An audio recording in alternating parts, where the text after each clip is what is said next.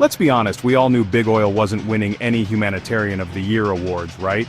Their entire business model is pulling stuff out of the ground that wants to stay buried. But what Eli Carter, a journalist we're calling Eli Carter because that's not his real name, stumbled upon is next level. And the worst part, they've been getting away with it for decades.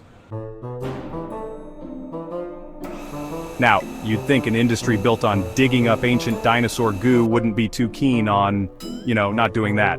But here's the thing, they've known about cleaner alternatives for ages. Eli uncovered documents showing oil companies buying patents for revolutionary battery technology, and then just sitting on them. It's like buying every ticket to a concert just so no one else can go. Except in this case, the concert is a livable planet. Remember when gas prices were higher than a giraffe's kneecaps? We were all one tank away from strapping loaves of sourdough bread to our feet and inventing a new form of transportation. Eli found internal memos revealing the industry knew they had enough oil reserves to fuel 1,000 apocalypses. They just, and I can't stress this enough, really liked money. Okay, this next one is personal. I love cars. The smell of gasoline, the roar of the engine, the thrill of the open road.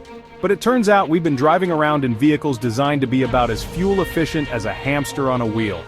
Eli unearthed blueprints for a more fuel-efficient engine, doubling the mileage. But did they go with that design? Reader, they did not. Chapter 4. Deepwater Horizon. Not even the tip of the oilberg. Remember the BP Deepwater Horizon disaster? It was basically the Titanic meets an oil spill. Eli uncovered reports of spills, leaks, and environmental mayhem happening globally, all conveniently swept under the rug. We're talking leaks that would make a leaky faucet look like a paragon of water conservation. These weren't accidents. These were calculated risks, all in the name of profit. Chapter 5. The Gasoline Addiction Playbook. They knew, we drove, they profited. Ever wonder why we're so hooked on cars? Turns out, it wasn't just a happy accident. Eli found marketing plans that looked like they were ripped straight from the playbook of Don Draper, selling car dependency. Funding studies to make us crave that new car smell, lobbying for endless highways while public transportation withered on the vine.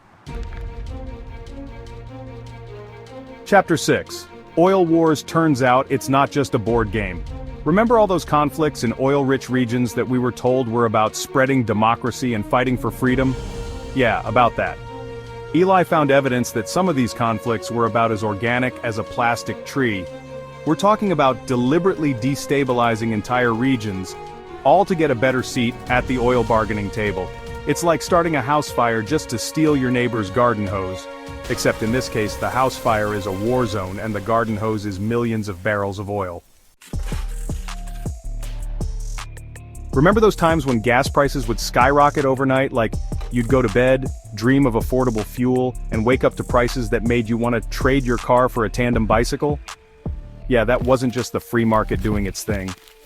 Eli got his hands on emails revealing how oil executives were playing the market like a fiddle, using global events as an excuse to jack up prices.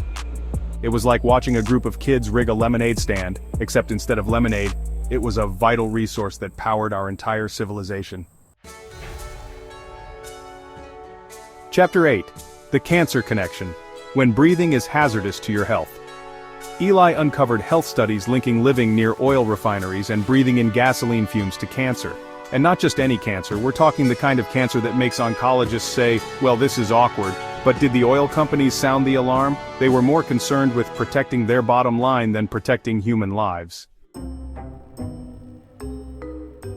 Chapter 9. Carbon Offsetting. The biggest con since bottled water. Remember all those plant a tree to offset your carbon footprint schemes? Felt good, right? Well, get ready for a cold shower of reality because it turns out those tree planting initiatives were about as effective as a screen door on a submarine. Eli found evidence that many of these trees were never planted, or if they were chopped down faster than you could say, deforestation. Chapter 10. The Green Energy Hypocrisy. Investing in the future, but not too quickly. Remember those early green technologies the oil industry buried? Well, it turns out they're now investing in green energy. The very companies that spent decades making us dependent on fossil fuels are now trying to cash in on the clean energy revolution. Sure, it's good they're finally on board, but you can't help but wonder what took them so damn long. Outro: the truth will set you free, but it might cost you. So, there you have it, the oil industry, exposed, their secrets, laid bare for the world to see. Now you might be thinking, this is all well and good, Michael, but what can we do about it? And that, my friends, is the million-dollar question. Because the truth is, we're all complicit in this system. We drive their cars, heat our homes with their oil, and buy products made with their plastics. But knowledge is power. And now that we know the truth, we can start demanding better,